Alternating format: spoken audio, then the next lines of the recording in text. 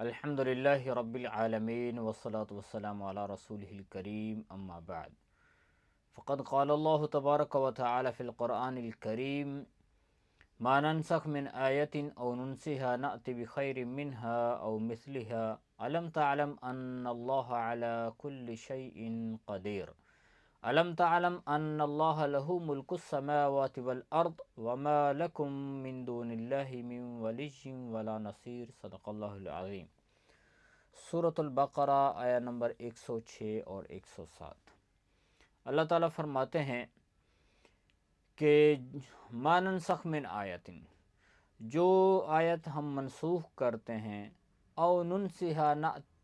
ننسیہا یا اس کو بھلوا دیتے ہیں، نأتی بخیر منہا ہم اس سے بہتر لے کر آتے ہیں، او مثلہا یا اس کی مثل۔ علم تعلم، کیا نہیں جانتا تو اے مخاطب، ان اللہ، بے شک اللہ ہر چیز پر قادر ہے۔ علم تعلم ان اللہ، کیا نہیں جانتا تو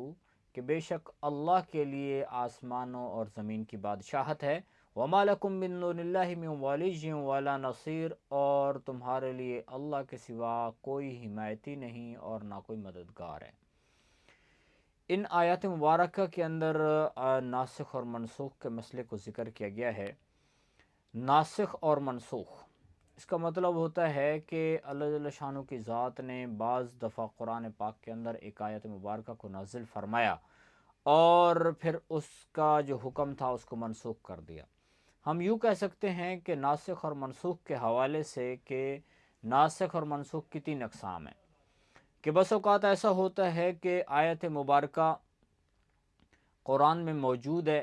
اور اس کی تلاوت کی جا رہی ہے لیکن اس کا حکم منسوخ ہو چکا ہے، اور بس اوقات ایسا ہوتا ہے کہ اس کے برعکس، کہ حکم باقی ہے لیکن آیت منسوخ ہو چکی ہے، اور بس اوقات ایسا ہوتا ہے کہ حکم اور آیت دونوں کو اللہ تعالیٰ منسوخ کر دیتے ہیں۔ تو اس طرح سے ناسخ اور منسوخ کی بات ہے۔ یہودیوں کو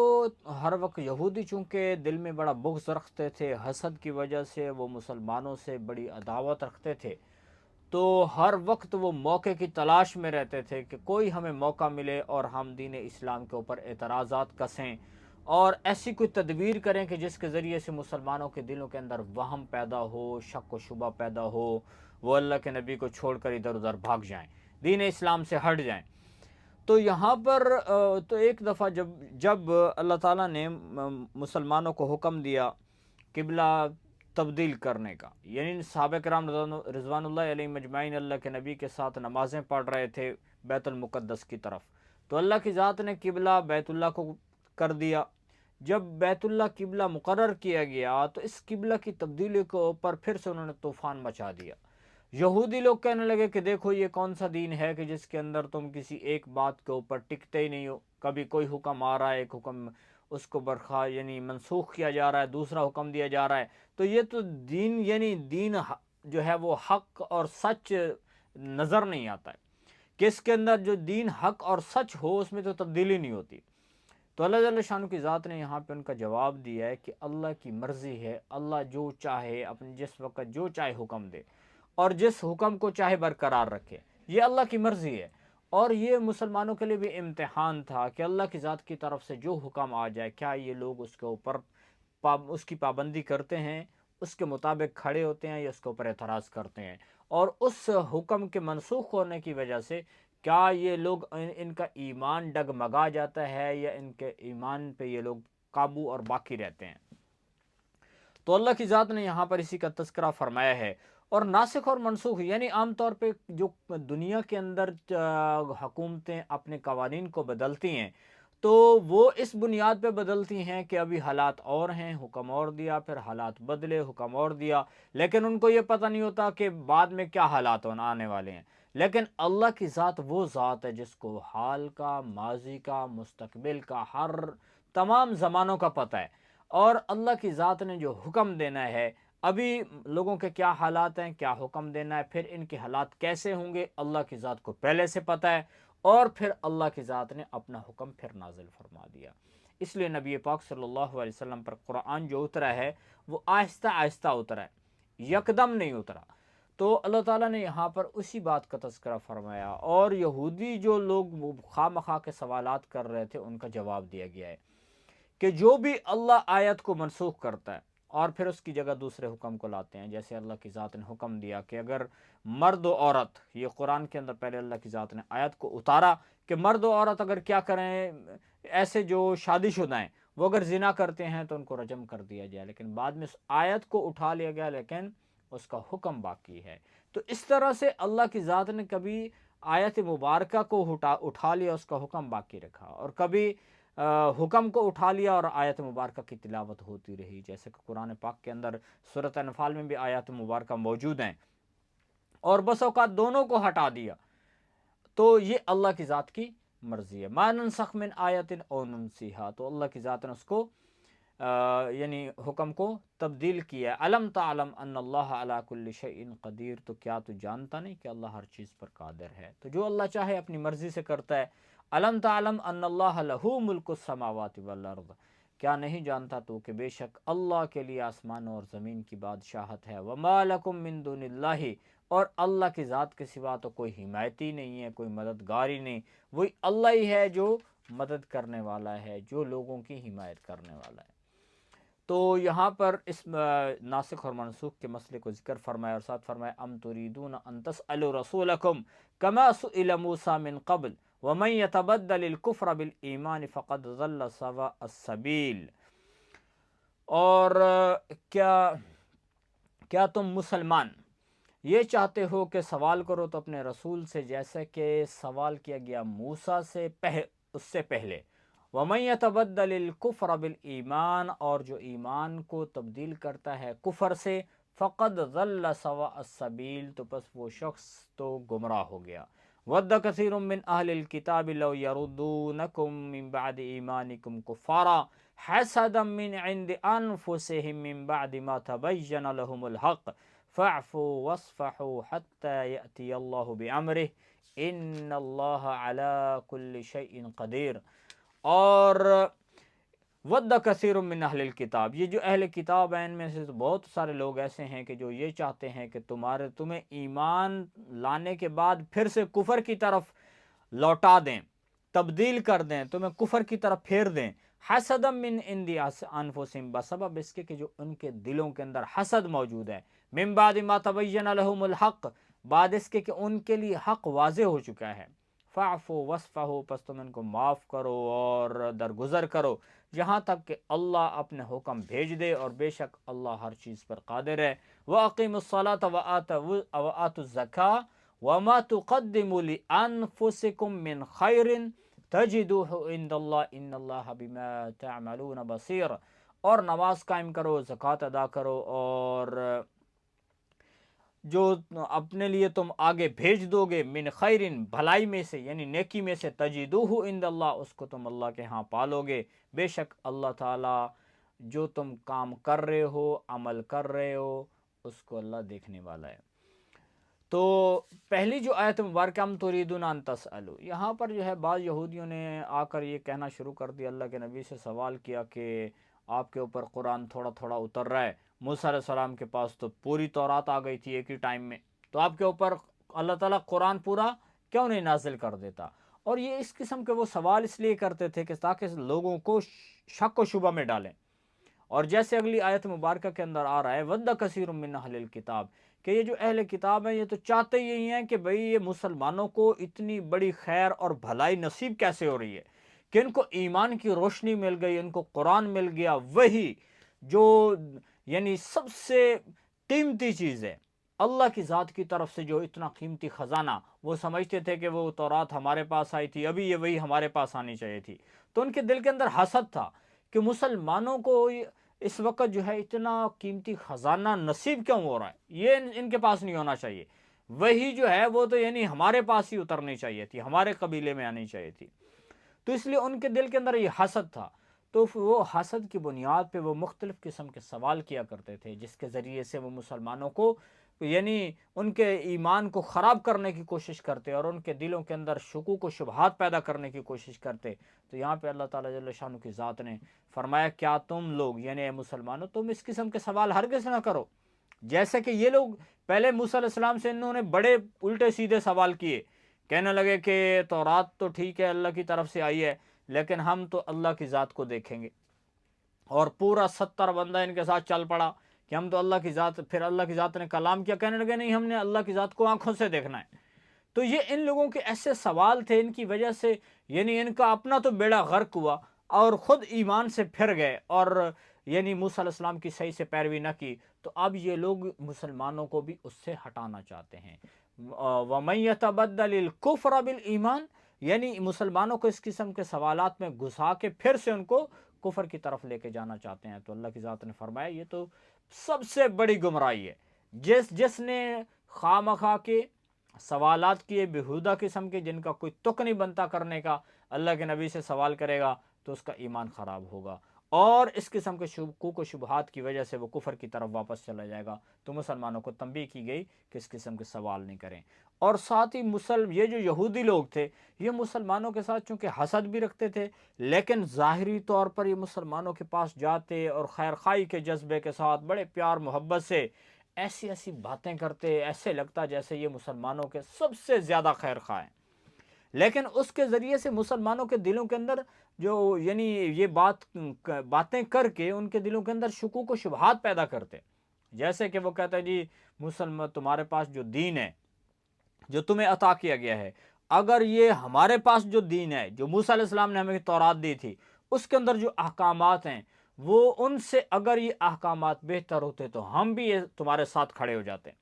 اور ہم بھی اس کو قبول کرتے، لیکن مسئلہ یہ ہے کہ جو ہمارے پاس احکامات ہیں تورات میں وہ اس سے بہتر ہے۔ اور مقصد کیا تھا کہ مسلمانوں کو کسی طرح سے ایمان سے ہٹائیں۔ تو اللہ کی ذات نے فرمایا کہ یہ جو لوگ ہیں تمہیں ایسی باتیں کر رہے ہیں، یہ تمہاری خیر خواہی کی وجہ سے نہیں کر رہے، بلکہ ان کے دل کے اندر حسد ہے، حسد من عند انفسہم، ان کے دلوں کے اندر حسد پیدا ہو چکا ہے، اور وہ حسد کیا ہے کہ آخری نبی ہماری نسل میں سے نہیں آیا،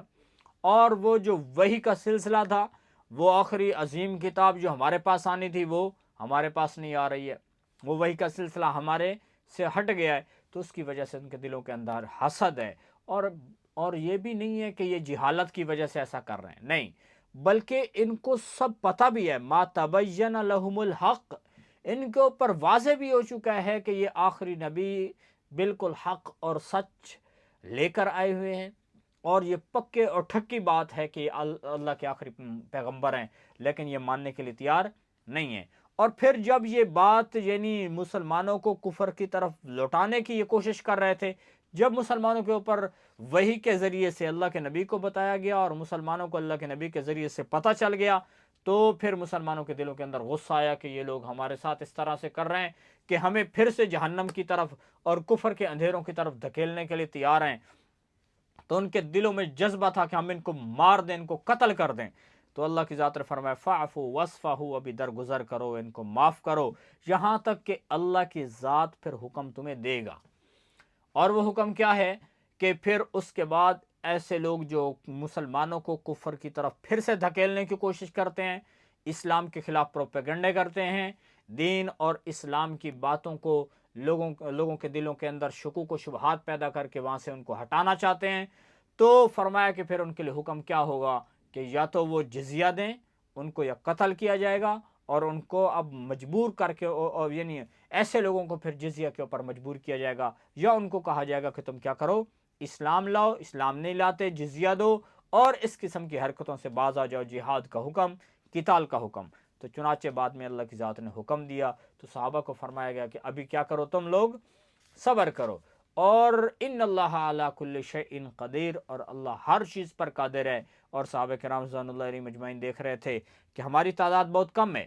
لیکن دوسری طرف کفر بھرا پڑا، اتنی بڑی تعداد میں موجود ہے، تو اللہ کی ذات نے فرمایا کہ ان کے ہجوم کو مت دیکھو کہ یہ تعداد میں بہت زیادہ ہیں، لیکن اللہ ہر چیز پر قادر ہے۔ تو پھر اللہ کی ذات نے 313 کے ذریعے سے کتنوں کو مروا دیا، تو یہ اللہ کی مرضی ہے۔ اور فرمایا کہ ابھی تم کیا کرو، صبر کرو، تو درگزر کرنے کا حکم دیا، اور بعد میں اللہ کی ذات نے قتال کا حکم اتارا، اور پھر ایسے لوگ کہ جو اسلام کے خلاف پروپیگنڈا کیا کرتے تھے، پھر ان کو مجبور کیا گیا کہ جزیہ دو۔ وَأَقِیمُوا الصَّلَاةَ وَآتُوا الزَّکَاۃَ، اور وقتی طور پر جو حکم دیا گیا کہ نماز پڑھو، اللہ تعالیٰ نے زکوٰۃ کا حکم دیا ہے، زکوٰۃ ادا کرو، اور جو بھی تم بھلائی کا کام کیے جا رہے ہو اور یہ تم اللہ کے ہاں بھیجے جا رہے ہو، جب تم اللہ کے پاس پہنچو گے تو اللہ تمہیں دے دے گا، بے شک اللہ تمہارے اعمال کو دیکھ رہا ہے۔ جو بندہ جو عمل کر رہا ہے اللہ کی ذات کو اس کا پتہ ہے۔ وَقَالُوا لَن يَدْخُلَ الْجَنَّةَ إِلَّا مَنْ كَانَ هُودًا أَوْ نَصَارَىٰ تِلْكَ أَمَانِيُّهُمْ قُلْ هَاتُوا بُرْهَانَكُمْ إِن كُنتُمْ صَادِقِينَ بَلَىٰ مَنْ أَسْلَمَ وَجْهَهُ لِلَّهِ وَهُوَ مُحْسِنٌ فَلَهُ أَجْرُهُ عِندَ رَبِّهِ وَلَا خَوْفٌ عَلَيْهِمْ وَلَا هُمْ يَحْزَنُونَ وَقَالَتِ الْيَهُودُ لَيْسَتِ النَّصَارَىٰ عَلَىٰ شَيْءٍ وَقَالَتِ النَّصَارَىٰ لَيْسَتِ الْيَهُودُ عَلَىٰ شَيْءٍ وَهُمْ يَتْلُونَ الْكِتَابَ كَذَٰلِكَ قَالَ الَّذِينَ لَا يَعْلَمُونَ مِثْلَ قَوْلِهِمْ فَاللَّهُ يَحْكُمُ بَيْنَهُمْ يَوْمَ الْقِيَامَةِ فِيمَا كَانُوا فِيهِ يَخْتَلِفُونَ۔ اور وہ لوگ کہتے ہیں، یعنی یہودی اور نصرانی لوگ، اور وہ کہتے ہیں لن يدخل الجنہ، ہرگز جنت میں داخل نہیں ہوگا مگر وہ شخص جو یہودی ہے یا نصرانی ہے۔ تلک امانیہم، اللہ نے فرمایا یہ ان کی آرزویں ہیں، تمنائیں ہیں۔ قل ہاتوا برہانکم، اے میرے نبی اب فرمائیں ان کو کہ اگر تم یہ کہہ رہے ہو تو پھر اس کی دلیل لے کر آؤ، ان کنتم صادقین، اگر تم سچے ہو۔ بلا من اسلم، بلکہ من اسلم وجہہ للہ، وہ شخص جس نے اللہ کے لیے اپنے چہرے کو تابع کر دیا، اللہ کے تابع کر دیا اپنے آپ کو، وَهُوَ محسن، اور وہ نیکی کا کام کرنے والا ہے، فَلَهُ أَجْرُ، اس کا اللہ کے ہاں اجر ہے، عِندَ رَبِّهِ، اس کے رب کے ہاں اس کا اجر ہے، وَلَا خَوْفٌ عَلَيْهِمْ، اس پر خوف نہیں ہوگا، نہ وہ غمگین ہوں گے۔ وَقَالَتِ الْيَهُودُ لَيْسَتِ النَّصَارَىٰ، یہودیوں نے کہا کہ نصرانی علی شیء، کسی چیز پر نہیں ہے، کسی راستے پر نہیں ہے، یعنی یہ سیدھے راستے پر نہیں جا رہے۔ وَقَالَتِ النَّصَارَىٰ لَيْسَتِ الْيَهُودُ عَلَىٰ شَيْءٍ، اور نصارہ نے کہا کہ یہود کسی چیز پر نہیں ہے، کسی راستے پر نہیں ہے، یعنی حق والے راستے پر نہیں ہے۔ وَهُمْ يَتْلُونَ الْكِتَابَ، حالانکہ وہ لوگ کتاب کو پڑھتے ہیں۔ یہودیوں کے پاس بھی کتاب ہے اور دوسرے جو لوگ ہیں نصرانی ان کے پاس بھی کتاب ہے۔ كَذَلِكَ قَالَ الَّذِينَ، اور اس طرح سے انہوں نے کہا لا يعلمون مثل قولهم، جن کے پاس کوئی کتاب نہیں ہے وہ بھی اس طرح کی بات کرنے لگے۔ بس اللہ کی ذات فیصلہ کر دیں گے ان کے درمیان قیامت والے دن، فیما کانوا فیہ یختلفون، جس میں وہ اختلاف کرتے ہیں۔ یہاں پر اللہ کی ذات نے یہود اور نصارہ کا جو دعویٰ تھا، ایک دوسرے کو وہ غلط کہا کرتے تھے کہ یہودی کہتے تھے کہ بس وہی لوگ جنت میں جائیں گے جو یہودی ہیں، نصرانی کہتے تھے کہ ہم چلے جائیں گے جنت میں، یعنی وہ جو مذہب تھا اس کو انہوں نے ایک قومیت کے رنگ دے دی کہ جو یہودی ہوگا، یعنی جس نے تورات کے اوپر ایمان لایا، موسیٰ علیہ السلام کو مانتا ہے، گویا کہ وہ ایک یہودی ایک قوم بن چکا ہے، تو وہی جنت میں جائے گا، اور نصارہ کا بھی یہ حال تھا۔ تو اللہ کی ذات نے فرمایا کہ یہ تو ان کی آرزویں اور تمنائیں ہیں، حالانکہ حقیقت اس کے خلاف ہے۔ تو اللہ کی ذات نے اپنے نبی کو فرمایا ان سے پوچھے کہ اس کی دلیل تمہارے پاس ہے تو بتاؤ۔ دلیل تو ہے کوئی نہیں، بلکہ جو جنت میں جانے کا جو راستہ ہے، اس کا جو قانون ہے وہ یہ ہے کہ جو اپنے آپ کو اللہ کے تابع کرے گا، جو اللہ کی ذات کی بات کو مان کے چلے گا، نیک اعمال کرے گا، وہی بندہ جنت میں جانے والا ہے، اور اسی کے لیے قیامت کے دن اتنی بڑی خوشخبری ہے کہ اس کے اوپر خوف نہیں، نہ غمگین ہوگا۔ اور یہودی لوگ جو یہ کہہ رہے ہیں، یہودیوں نے کہنا شروع کر دیا کہ نصرانی یہ حق کے راستے پر نہیں ہے، اور اس طرح سے جو نصرانی تھے وہ کہنے لگے عیسائی کہ یہودی حق پر نہیں ہے۔ جب یہ آپس میں ایک دوسرے کے اوپر الزامات لگا رہے تھے اور ایک دوسرے کو باطل یعنی ایک دوسرے کی طرف باطل کی نسبت کر رہے تھے کہ یہ، تو اس سے ان لوگوں کو جو مشرکین مکہ تھے ان کو موقع مل گیا۔ انہوں نے کہا دیکھو جی یہ لوگ پہلے تو دعویٰ کر رہے تھے ہمارے پاس کتاب ہے، لیکن اب ایک دوسرے کو بھی ہی حق پہ ماننے کے لیے تیار نہیں ہیں، تو انہوں نے بھی کہنا شروع کر دیا کہ بھائی بس جنت میں تو ہم ہی جائیں گے جو بت پرست ہیں۔ یعنی ان کو اس بات کرنے کا موقع ملا کہ جب یہ لوگ حق پر نہیں ہیں تو اس سے ثابت ہوتا ہے کہ جو مشرکین نے کہا کہ ہم لوگ جو بتوں کی پجاری ہیں ہم لوگ جنت میں جائیں گے، فاللہ یحکم بینہم، تو اللہ کی ذات نے فرمایا کہ اللہ قیامت کے دن ان لوگوں کے درمیان میں فیصلہ کرے گا جس میں وہ جھگڑا کر رہے ہیں، اور اللہ کی ذات کو پتہ ہے کہ کس نے جنت میں جانا ہے، اور اللہ کی ذات نے جنت جانے کا جو راستہ بتایا ہے، من اسلم وجہہ للہ وہو محسن، کہ اپنے آپ کو اللہ کے حکم کے تابع کرنا اور نیکی کا کام کرنا،